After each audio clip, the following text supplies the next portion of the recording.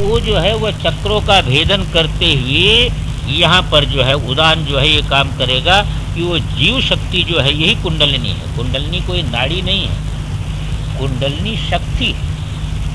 कुंडलिनी क्या है? शक्ति है। वह जीव भाव में इस समय सोई हुई है। 3.5 हाथ का कुंडली लगाई शक्ति का मतलब क्या है कि 3.5 हाथ की अहंता करके सो गई। आपकी जो चैतन्य शक्ति है वह चैतन्य शक्ति 3.5 हाथ की नहीं है।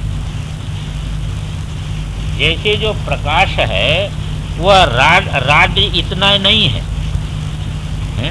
पर राड में उसी आकृति में सो गया प्रकाश। अब उसे इधर उधर नहीं होता है, वही आकृति धारण कर लिया उसने। इतना लंबा है, इतना चौड़ा है, इतना पतला है। अब प्रकाश की कोई जो है वह माप है, ये प्रकाश का माप नहीं है। इसी प्रकार ये 3.5 हाथ जो शरीर है, ये 3.5 हाथ का आश्रय लेना जो उस शक्ति का है, चैतन्य शक्ति का, यही है उसका 3.5 कुंडली मार करके सो। वो खोलते नहीं, इससे आगे जाती नहीं। अब क्या होता है कि जो चित्त प्राण के साथ वहाँ एकीभूत हुआ, सुषुम्नागत हो गया प्राण। प्राण जब सुषुप्नागत हो गया तो उदानस्थ हो गया। उदानस्थ हो गया तो उदान हमेशा ऊपर ले जाने का काम करता है। तो वो चित्तवृत्ति के सहित क्या होता है, चक्रों का भेदन करते हुए वह उस शक्ति को लेकर के, चैतन्य शक्ति को लेकर के द्वादशांत सहस्रार में ले जाता है, ऊर्ध्व गति। तो यहाँ पर एक ऐसा अनुभूति, यहाँ का संबंध जो है वह वही ब्रह्मलोक जो है, ये भी समझना कि ये भी बड़े सब पारिभाषिक शब्द है। वो व्यापक में जो है वो जो कहाँ पर ले जाएगा, वो कि जहाँ पर ज्ञान शक्ति क्रिया शक्ति व्यापक हो जाएगी। जब ज्ञान शक्ति क्रिया शक्ति व्यापक हो जाएगी तो पूर्णाहंता उदय होगी। यही शिव भाव की प्राप्ति। वो जो इसमें संकुचित हो गई है, उस संकुचित शक्ति को जो है वह ले जाएगा कहाँ? मूल में ले जाएगा।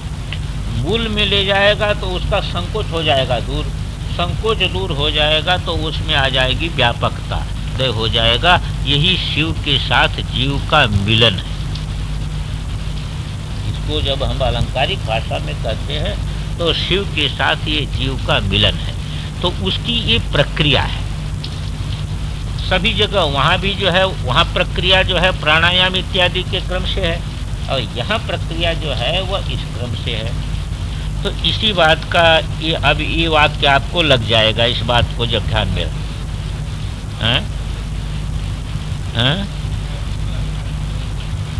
इसको द्वादशांत पद इसलिए कहते हैं कि द्वादश जो है आपके पास द्वादश ज्योति है। द्वादश पंच ज्ञानेन्द्रिय, पंच कर्मेंद्रिय और मन बुद्धि, ये है द्वादश। ये द्वादश वहाँ पर समाप्त हो जाते, द्वादश की जो परिच्छिन्नता है वहाँ पर समाप्त हो जाती, इसलिए इसका नाम द्वादशांत बोलते हैं। और भी इसका अर्थ आगम में हो सकता है, ध्यान आएगा तो बताएंगे। तो इसका नाम द्वादशांत ये लोग बोलते हैं। सहस्रार बोलते हैं, इधर यौगिक प्रक्रिया में उसका नाम जो है बोलते हैं सहस्रार। उसका दूसरी क्या है कि एक द्वादशांत में और भी होता है। जैसे सबके अनुसार चक्रों का एक ही जो है वह नहीं है, सब में 6 चक्र ही नहीं है, कहीं जो है वह 12 चक्र है। तो 12 चक्रों के ऊपर उसको मानते हैं। तो ऐसे चक्रों के विषय में भी, चक्रों की भी स्थिति ये तो 6 ही है जो है, पर इससे अतिरिक्त भी कुछ स्थल मानते। चक्र और कुछ नहीं है, एक शक्ति को विश्राम करने का, शक्ति को व्यवस्थित रखने के लिए ये सुषुम्ना जो ये जो रीढ़ की हड्डी है, शक्ति को व्यवस्थित रखने के लिए स्टेशन। क्योंकि व्यवस्था, जैसे हम लोग पानी जब देते हैं ना, क्यारी में यहाँ मेड़ बांध देते, यहाँ मेड़ बांध देते, यहाँ मेड़ बांध देते, यहाँ मेड़ बांध देते। क्यों बांध देते? कि नहीं तो पानी सीधे चला जाए। तो जब तक ये व्यवहार का काम होता है, तो ये यदि मेड़ न बंधे हों तो ये जगत का व्यवहार नहीं हो सकता। तो उसका एक स्टेशन बना है, एक केंद्र बना। अब वो केंद्र में रुकावट आ जाती है, तो प्राण चलेगा तो केंद्र में रुकावट आ जाएगी। तो जब आप जो है इधर, अभी तो व्यवहार दशा में हमारा जो है वह ईड़ा पिघला के द्वारा चल रहा है, तो ईड़ा पिघला के द्वारा चल रहा है तो व्यवहार हो रहा है। और जब वो कुंभक हो जाएगा, उसका जब सुषुम्नागत हो जाएगा प्राण, तो सुषुम्नागत हो जाएगा, जब उदान में लीन होगा तो उदान उसको ऊर्ध्व ले जाएगा। तो वहाँ तो यहाँ आने का तो कोई मार्ग अब है नहीं, उधर अवरुद्ध हो गया। तब ये सुषुम्नागत जब सहस्रार में ले जाता है तो ये बीच बीच में स्टेशन पड़ते हैं, और इन स्टेशनों में तात्पर्य भी बनता है। जैसे शब्द स्पर्श रूप रसगंध, जैसे मान लीजिए मूलाधार है, तो मूलाधार है ये पृथ्वी तत्व का है, वहाँ पर जो है गंध तन्मात्रा है। और उसके बाद आप स्वादिष्ठान में आए तो जल तत्व है, यहाँ पर जो है वह रस तन्मात्रा है। फिर आए पाए मणिपुर में, यहाँ पर अग्नि तत्व है, यहाँ पर रूप तन्मात्रा है। और फिर इसके बाद आप अनाहत आए तो वहाँ पर जो है वह स्पर्श तन्मात्रा है, वहाँ वायु का स्थान है। और उसके बाद जो है आप जो है वह विशुद्ध में आए तो वहाँ पर आकाश तत्व है। तो ये पंचभूतों का भेदन हो गया। और उसके बाद आज्ञा में आए तो मनस्तत्व का भेदन हो गया। तो इस प्रकार वो षट चक्रों का भेदन जो है वो पंच विषयों के सहित पंच जो महाभूत हैं इनका, और मनस्तत्व का भेदन। मनस्तत्व का जब भेदन करेंगे, इनकी अहंता टूटेगी, तब जो है वह व्यापकता में आता है। एक क्रम, तो इसी क्रम को लेकर के कह रहे हैं कि साथ ही रवींदु प्राणापान के संघट्ट से उत्पन्न उदानाग्नि जिसे कहा जाता है, उसी शुचि नामक उष्ण प्राण के ऊर्ध्वक्षेपणात्मक रेचक बाह के द्वारा सुषुम्नास्थ चित्त सहकृत प्राण। अब सुषुम्ना में कौन है?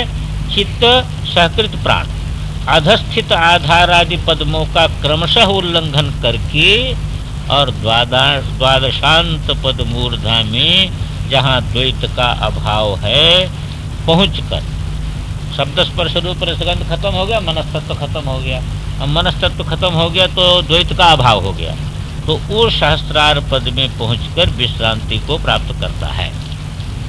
तो यह उदान ही द्वैत रूपी ईंधन को दग्ध करने से चंड, इसी का ये आगम पारिभाषिक शब्द है, इसी उदान को ये लोग चंड कहते हैं, तथा परम शुद्धि का कारण होने के कारण इसी का पवमान कहा जाता है। यह उदान शब्द को आप ठीक पकड़ के रखेंगे, ये प्राण अपान व्यान समान जो हैं ये चारों जो है उसमें लीन हो जाते हैं, इसीलिए उदान को मूल मानते हैं। संबित का प्रकाशन में के मूल बीज जो है वह उदान है, पवमान भी कहा जाता है। उस उदान के आश्रयण से ही योगी द्वादशांत पद में जो है स्थित, उसका जब आश्रयण कर लेता है योगी तो द्वादशांत पद में स्थित जो शिव चैतन्यामृत का महार्णव है, वही जो है वह शिव चैतन्यामृत का जो है वहां पर समुद्र है, जिसमें विश्व वैचित्र्य उच्छल तरंगायमान है। सारा का जो अपने यहाँ कहते हैं ना, जो ब्रह्मांड में है वही पिंड में। इस जब द्वादशांत में आपका चित्त पहुंच जाएगा तो सीमित अहंता टूट जाती है, तो सारा विश्व जो है वह उसी में मालूम होगा, आपके स्वरूप में मालूम होगा। उसके लिए कोई ब्रह्मांड के बाहर नहीं जाना पड़ेगा। द्वादशांत में आपके जो है जीव कला जहाँ पर चली गई, तहाँ पर क्या हो जाएगा कि सीमित अहंता के लिए जो आपके जो है ये आधार थे वो टूट गए। अब वो व्यापकता उसकी स्वाभाविक प्रकट हो जाएगी। जब व्यापकता वहाँ पर प्रकट हो जाएगी तो विश्व वैचित्र उच्छल तरंगायमान है, सारा विश्व वहाँ पर स्वरूप लहर के रूप में मालूम होगा। सारा विश्व क्या होगा? स्वरूप लहर, स्वरूप शक्ति पर प्रतिभाषित होगा, उसमें आयास रहित होकर के अवगाहन करते हैं। यही जो है ये शिव योगी की समाधि है, जिसके निरंतर संभोग रस के आस्वादन में संलग्न शिव योगियों को अकाल कलित अनुत्तर शाक्त पद की संप्राप्ति होती है। ये शब्द सब इनके पारिभाषिक बड़े जटिल शब्द हैं,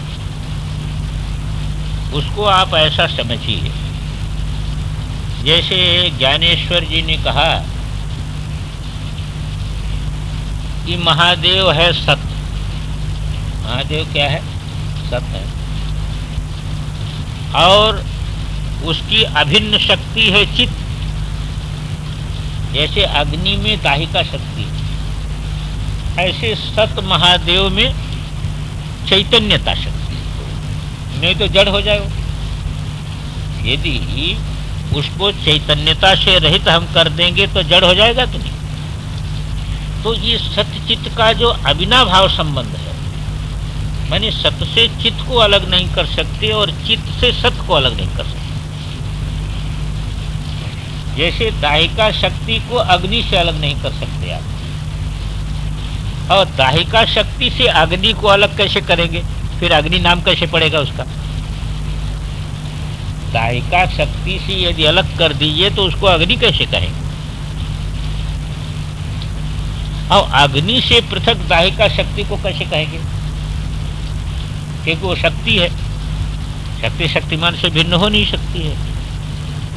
तो इनका वो उन्होंने कहा कि ये सत्य यही जो है वो अमूल तत्व है, पर वो सत्य में एक शक्ति है चैतन्य। यदि चैतन्य रूप वो सत्य न हो तो वो सत्य जड़ हो जाएगा। और सत और चित्त का जो अविनाभाव संबंध है, वो चैतन्य का, जैसे आ कैसे बनता? अ का अ में परामर्श, दोनों अ हैं, शक्ति भी अ है और ओ भी अ है, पर अ में जो अ का परामर्श है यही हो जाता आ, है कि नहीं? क्योंकि चैतन्य रूपी अ है और सत्ता रूपी अ है। तो सत्ता रूपी अ है और चैतन्य रूपी अ है, ये दोनों अ ही है, ये अनुत्तर ही है। तो वो चैतन्य शक्ति का जो स्वरूप विश्रांति है यही हो जाता आ, ये आनंद तत्व। तो अविनाभाव जो संबंध है जिससे अलग नहीं कर सकते उसको, यही है आनंद तत्व। इसी का संकेत यहाँ पर करते हैं कि शिव योगी उसका संभोग रस के आस्वादन, ये सत्य चित्त का जो अविनाभाव संबंध, यही संभोग रस है। और उसका आस्वादन संलग्न शिव योगियों को अकाल कलित अनुत्तर शाक्त पद की प्राप्ति हो जाती है। काल के पहुंच से रहित वह पद है। ये आगम के अनुसार जब हम विचार करते हैं तो एक बहुत विलक्षण विचार आता है। जैसे देखिए, उसको और स्थूल रूप में लीजिए। आज तो यहीं तक करेंगे इसको, क्योंकि अब समय हो गया है, पर विचार करके देखिए। जैसे देखिए कि ये शरीर है, स्थूल विचार देखिए, इसमें माता भी है पिता भी है, नहीं है? कोई शरीर आपको ऐसा मिलेगा कि जिसमें मातृ पितृ दोनों न हो, चाहे वो स्त्री शरीर हो चाहे वो पुरुष हो। तो माता पिता का अविनाभाव संबंध इसमें है।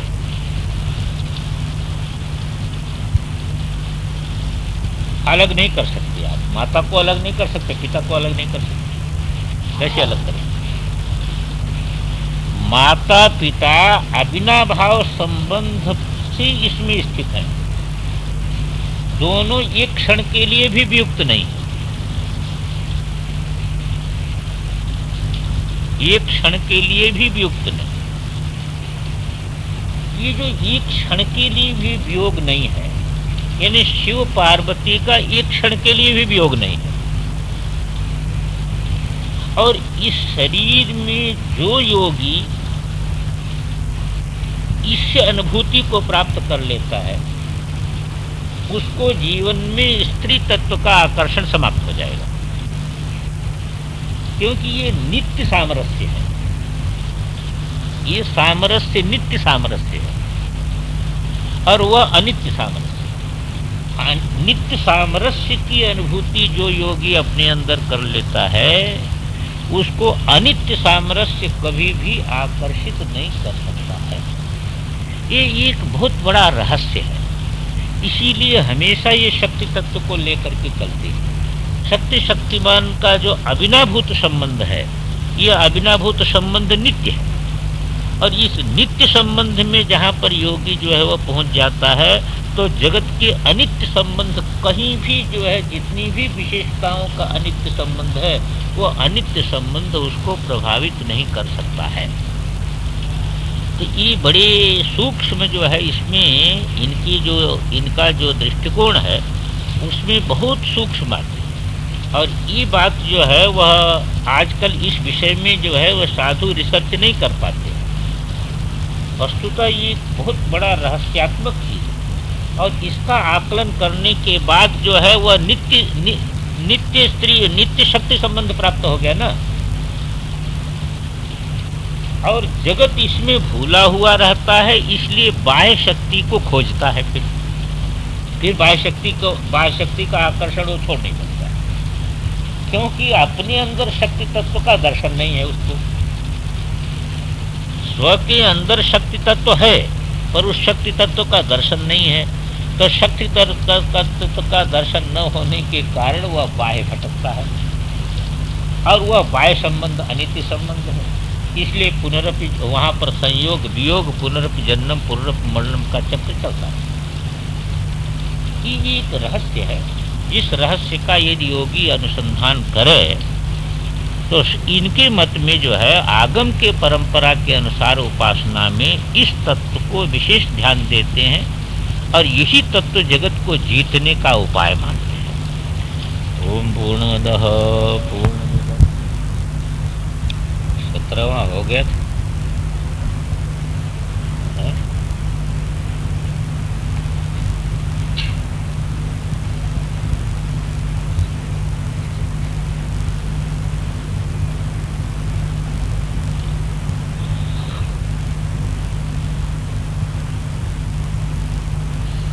विचार चल रहा था,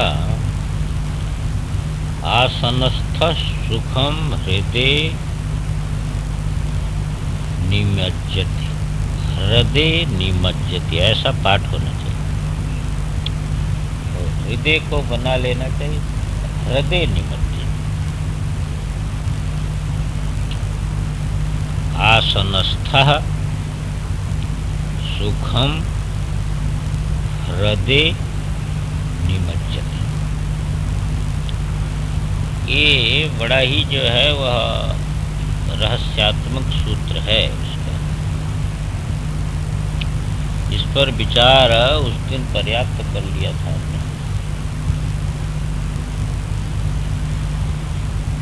यहाँ पर आसन और कुछ नहीं। क्या होता है कि अभी विचार करके देखिए तो हम लोगों को अंदर किस बल की अनुभूति होती है। कभी शरीर के बल को लेकर के बल की अनुभूति होती है, इंद्रिय बल को लेकर के बल की अनुभूति होती है, मन के बल को लेकर के यदि हमारा मन संयमित रहता है तो कुछ ऐसा मालूम होता है कि हम अपने मानसिक संकल्प से बहुत कुछ कर सकते हैं। वाणी का बल किसी में है तो देखो वाक बैखरी है उसके अंदर, वो अपने व्याख्यान के द्वारा प्रवचन के द्वारा बहुत लोगों को आकर्षित कर सकते हैं। ये जितना बल हमको जीवन में अनुभव होता है वह सब कैसा बल है, वो अनात्म माध्यम को लेकर के बल, सीधे अपने स्वरूप को लेकर के बल की अनुभूति नहीं। यह बलानुभूति हमारी जो है वह अनात्मा को लेकर के बलानुभूति।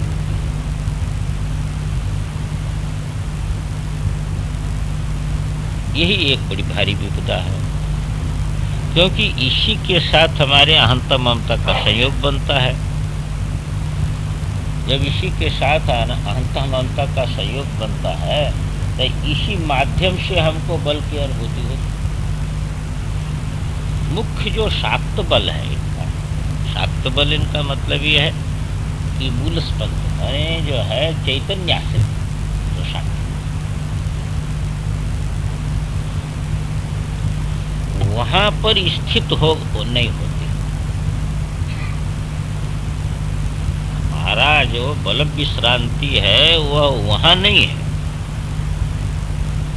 वह तत्त उपाधि को लेकर के। इसलिए क्या होता है कि किसी भी स्थिति में, किसी भी बल प्रयोग में हम अपने मूल स्वरूप में नहीं निमज्जित होते हैं, बल्कि वो उपाधि में ही टिकते हैं, उसके माध्यम से करते हैं ना। इसलिए मूल स्वरूप में हमारा निमज्जन नहीं होता। योगी को यहाँ पर बताया जब वो आसनस्थ हो जाता है, मैंने शाक्त बल में स्थित हो जाता है,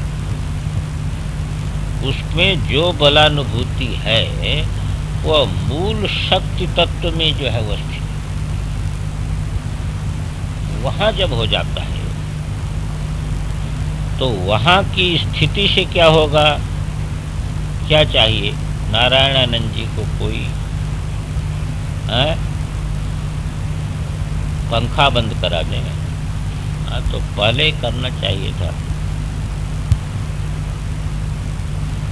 ये भी कमजोर हो गया। अभी इनको कहा कि जो है वह इधर उधर दौड़ धूप मत किया करिए, पर कहना था कि जब आसनस्थ हो जाता है माने वो पूर्णाहंता रूपी जो अपनी स्थिति है, अपना बल है, उस बल में स्थित होता है, उस बल से काम करता है। सीमित जो उपाधि है ये उपाधि के बल को लेकर के नहीं चलता, इसकी स्थिति वहाँ हो जाती है। और वहाँ होने के लिए पूर्णाहंता होनी चाहिए, सीमित अहंता टूटनी चाहिए। तो पूर्णाहंता में जो है वह ये शाक्त बल उत्पन्न होता है। उस शाक्त बल में जब स्थित हो जाता है तब वो अनायास जो है वह आनंद समुद्र को डूब जाता है। तब उसके लिए कोई प्रयास नहीं करना पड़ता। अभी जो आप जो है समाधि सुख के लिए प्रयास करते, ये कोई प्रयास व्यास नहीं, अनायास जो है वह अपने आनंद स्वरूप में डूब जाता, उसी में डूबा। कोई है ह्रद, कोई एक ह्रद उसको कहा गया। ह्रद, ह्रद क्यों कहा गया कि एक तो महत गंभीर है, वह चैतन्य स्वरूप इतना गंभीर है कि उसके अंदर अनंत विश्व जो है प्रस्तुत होते हैं, पर कहीं उसका अंत नहीं है। ब्रह्मा ऊपर चले और विष्णु नीचे चले, कहीं पता नहीं लगा। वो ह्रद ऐसा है कि इसमें कोई आदि अंत नहीं, अनंत।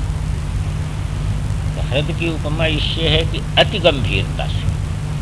और दूसरी क्या उपमा है कि ह्रद का जल अति स्वच्छ होता है, ऐसे वो अति गंभीर है, अति स्वच्छ है, अति गंभीर है और अति स्वच्छ है वह चीज। तो उसमें जो है हृदय निमज्जति, निमज्जति का तात्पर्य है कि उसकी अहंता जो है ना, उसकी अहंता भी और सारा जगत भी, जगत को लेकर के अहंता के आश्रय सारा का सारा जगत है, वो उसके अंदर डूब जाता है। डूब जाता है माने उस स्वरूप